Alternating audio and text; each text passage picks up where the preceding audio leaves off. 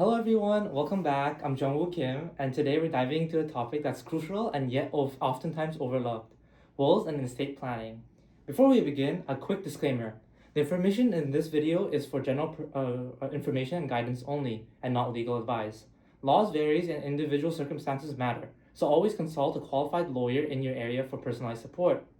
Viewing this video does not establish a lawyer and client relationship. Now, I'm thrilled to introduce our guest, Parinaz Lack, a seasoned expert in this field. Welcome, Parinaz. Thank you so much. My name is Payano Lack, and I'm the principal lawyer and founder of Lack Law Firm. Thank you for having me today. My main area of practice is real estate, corporate, wills and estate, and uncontested family matters, and I'm so happy to be with you today. Thank you. Many people assume that wills are only necessary for the wealthy or elderly. Can you explain who really needs a will and what happens if someone passes away without one? Mm-hmm. So it's actually not true that if you're only elderly and wealthy, you need will.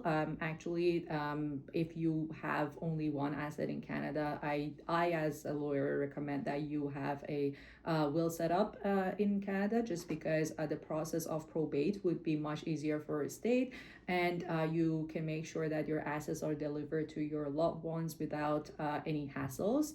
And it's basically, if you have a real estate property here and a bank account, that is recommended to have a will set up. So yeah, I recommend it for everyone having assets in Canada, basically. Interesting. It really shows the importance and the role of a will.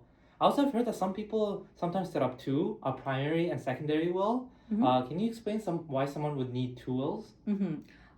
So if you have shares in private corporations, we always recommend that you have a secondary or corporate will in place. The reason for that is that there are some assets that need probate, like your real estate, your bank account, but there are some assets that they don't need probate to be passed to your estate and beneficiaries.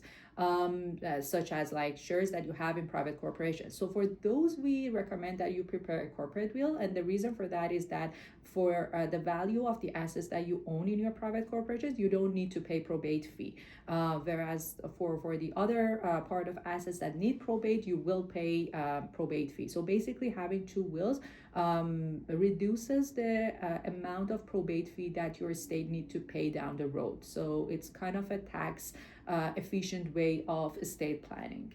Oh wow, this is eye-opening. Now that I know the applications of will, but I have no clue how to write one, what are some key tips you can share for creating a legally sound and effective will? Are there common mistakes people should avoid? Yeah, I mean, one thing that I can for sure recommend is that try to avoid those pre-drafted wills that are online available for download, just because those are generic and it's not specifically drafted based on your specific circumstances. So my recommendation is to consult with a professional and make sure that it's written in a way that you want, considering your assets. I mean, that being said, in Ontario, holographic wills are also valid, which means that you can write your wishes in your own handwriting and without the need of even having a witness. But the problem with those kind of wills is that although they're acceptable by court, but they can be challenged pretty easy, just because if there are disagreements between your estate trust, your beneficiaries, they can be like, okay, so we don't know if this person has mental capacity at the time of writing the will, or if this is his handwriting, or if there has been wills with the dates that was signed after the date of this specific will that we have. So they can easily be challenged, whereas if you're writing them with your professional lawyer, then they make sure that the witnesses are signing that. The affidavit of execution is there, the exhibit stamp is there. So it's something that you should definitely consider when writing the will. Oh wow.